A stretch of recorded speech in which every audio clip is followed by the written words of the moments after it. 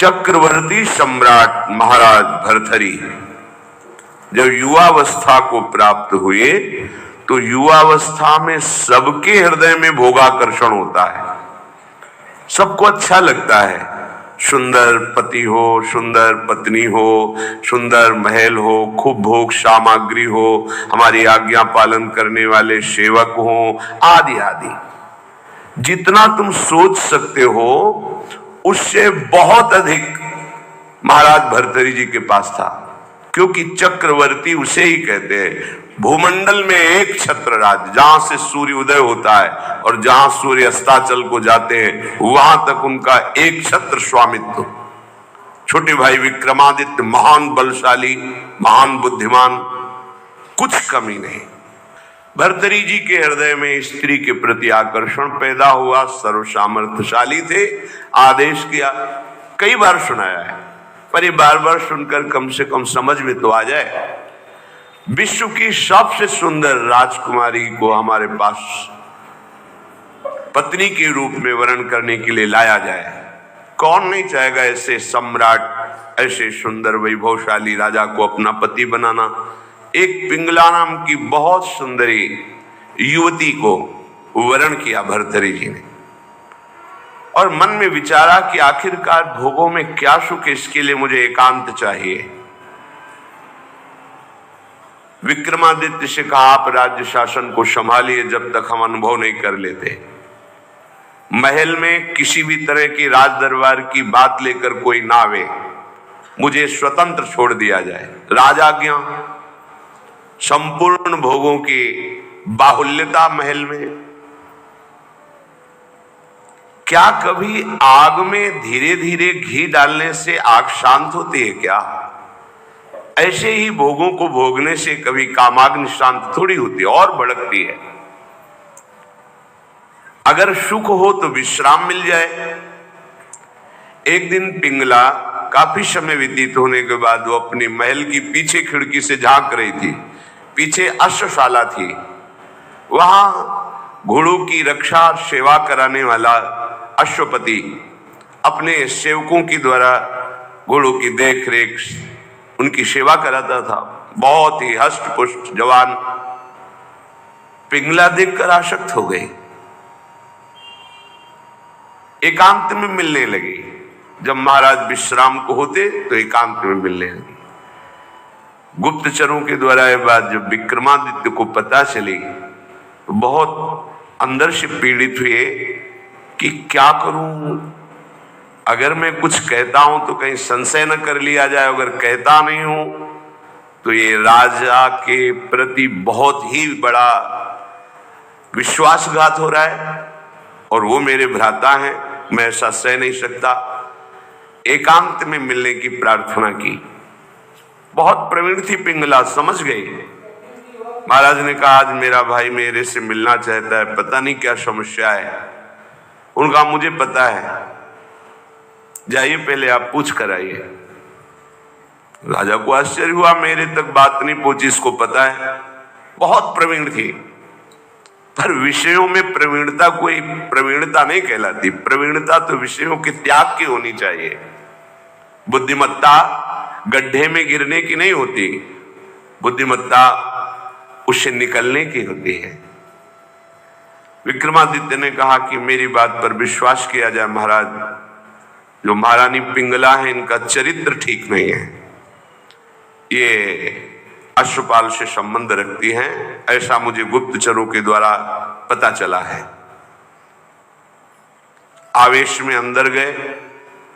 रानी ने कहा, हम बता रहे हैं, वो क्या बता रहे होंगे? वो यही बता रहे होंगे कि अश्वपाल से हमारा गलत संबंध है।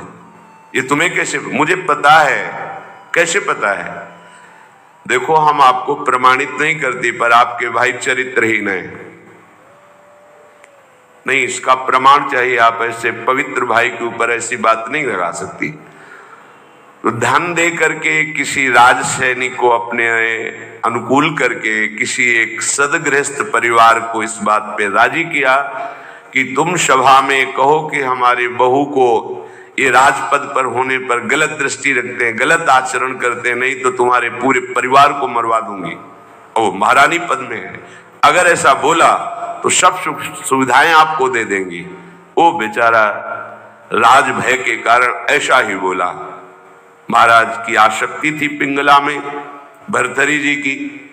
उन्होंने बिना कुछ विचारे पिंगला की सलाह से और वो प्रमाण सदगृहस्थ जो बोला उससे उन्होंने विक्रमादित्य का राज निष्कासन आदेश कर इन्हें राज्य से बाहर कर दिया जाए, कभी हमारे सामने ना आए, हमारा ऐसा धर्महीन भाई नहीं हो सकता। विक्रमादित्य ने समझाने की कोशिश की लेकिन उनको समझ में नहीं आया। अब तो स्वतंत्रता, लेकिन जो धर्म युक्त होता है भगवान उसकी रक्षा करते हैं। एक ब्राह्मण तपस्या कर रहा था धन लाभ के लिए। देवराज इंद्र प्रकट हुए और उन्होंने कहा कि ये लो अमृत फल, और अंतर्ध्यान हो गए। ब्राह्मण ने कहा वैसे ही दरिद्र हूं, भूखे मर रहा हूं, अमर होके क्या करूंगा, मुझे तो धन चाहिए था। तो चलो विचार आया भगवत प्रेरणा से कि ये फल हम महाराज भर्तरी जी को दे देते हैं। अगर धर्मात्मा राजा बहुत काल तक अमर रहेगा तो प्रजा सुखी रहेगी। राज दरबार में तपस्वी ब्राह्मणों के लिए कहीं कोई रोक टोक नहीं थी। वो गए महल में मिलने की आकांक्षा की, तुरंत आदर सहित महाराज भर्तरी उपस्थित हुए। आज्ञा कीजिए। और उनका हमने तपस्या की थी धन प्राप्ति के लिए, पर मिला ये मुझे अमृत फल, क्या करूंगा अमर होकर, वैसे ही गरीब हूं। हमारी इच्छा है कि आप जैसे धर्मात्मा राजा यदि अमर रहेंगे तो प्रजा का पुत्रवत पालन करेंगे, और मुझे धन चाहिए तो आप धन दिला दीजिए और ये अमर फल ले लीजिए। अविश्वास की कोई गुंजाइश नहीं थी क्योंकि तपस्वी ब्राह्मण थे। महाराज भर्तरी ने आदेश किया जितना ये धन चाहे इनको दे दिया जाए। अमर फल लेकर एकांत में विचार किया कि मेरा संपूर्ण मन तो पिंगला में लगा हुआ है, मैं अमर होकर क्या करूंगा। यदि पिंगला अमर हो जाए तो जब तक जीवित रहूंगा ये हमारे साथ रहेगी। पिंगला को बुलाया और कहा महारानी ये फल खा लीजिए, हमारे देश के ब्राह्मण की तपस्या से ये अमर फल मिला है, इससे तुम मरोगी नहीं, अमर हो जाओगी। उनका आपको पता है कि अमर फल ऐसे नहीं पाया जाता, स्नान आदि करके देवार्चन करके हम पालेंगे, दे दीजिए। ले लिया। पिंगला ने विचार किया कि अगर मेरा मित्र अश्वपाल अमर हो जाए तो फिर हमारा मिलन होता रहेगा। एकांत में जब अश्वपाल मिला तो उसको अमर फल दे दिया कि तुम पालो इसे। उसने भी कहा हम पालेंगे, लेके चला गया। और उसकी परम आसक्ति थी महाराज के दरबार की नर्तकी वैश्या से। नवयुवती अत्यंत सुंदर। उसने उस वैश्या को बुलाया अश्वपाल ने और कहा कि अमर फल मुझे प्राप्त हुआ है, मैं अमर होके क्या करूंगा, मेरी आसक्ति तो तुम्हारे में है, तुम इसे पालो, अमर हो जाओगी। तो जब तक मैं जीवित रहूंगा तुम्हें देखता रहूंगा, तुमसे मिलता रहूंगा। वैश्या ने फल ले लिया। वैश्या ने विचार किया मैं जिस दरबार की नर्तकी हूं तो अमर होकर क्या करूंगी, नाचते ही तो रहूंगी। अगर मेरा महाराज अमर रहे तो अच्छा रहेगा। नर्तकी ने उनके निज महल के अंगरक्षक से कहा कि मुझे महाराज से मिलने की प्रार्थना की जाए और मिलाया जाए। महाराज कृपा करके मिले, क्या बात है। तो उनका मैं आपके दरबार की नर्तकी हूं, मुझे अमर फल मिला है, मैं आपको देना चाहती हूं। होश उड़ गए महाराज के, वही अमर फल। वैश्या से कहा कि तुम्हें किसी भी तरह का दंड नहीं दिया जाएगा, पर तुम सत्य बोलो, ये अमर फल कहां से प्राप्त हुआ है। उनका ये अमर फल मेरा एक मित्र है जो राज परिवार के घोड़ों की सेवा कराता है, अश्वपति, उसने हमें दिया है।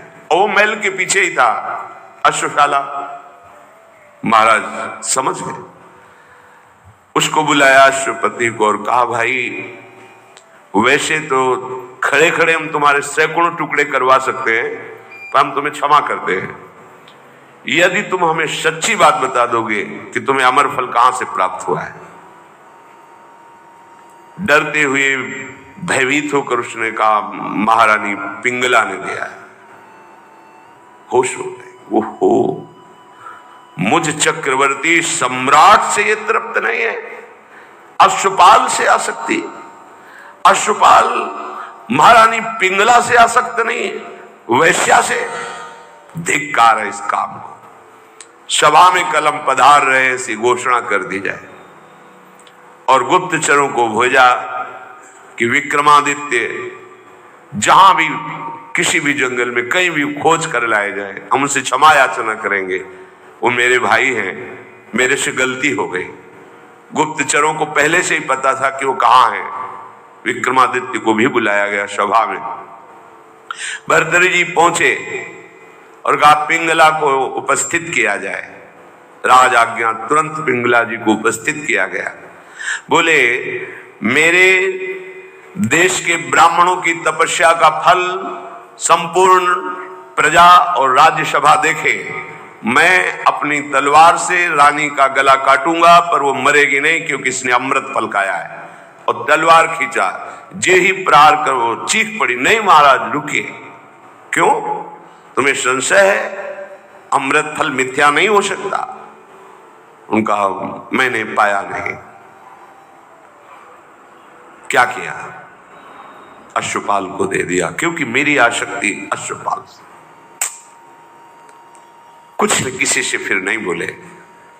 राज मुकुट सिंहासन पर रखकर और कहा विक्रमादित्य तुम इसका पालन करना, मैं ऐसे निकृष्ट संसार का आश्रय नहीं लूंगा। धिक्कार है। कैसा ये काम है जो मुझ चक्रवर्ती सम्राट से ये पिंगला तृप्ति का अनुभव नहीं कर पाई, विश्राम नहीं मान पाई। ये अश्वपाल से, अश्वपाल महारानी से नहीं, एक वैश्या से। धिक्कार इस काम की वृत्ति को, धिक्कार इस झूठे संसार के प्यार को। और घोर वैराग्य में जीवन व्यतीत किया और भगवान शंकर का साक्षात्कार करके ये वरदान मांगा कि कभी मुझे सम्मान से भिक्षा भी ना मिले, क्योंकि ये सम्मान ही संसार के राग को पुष्ट करता है।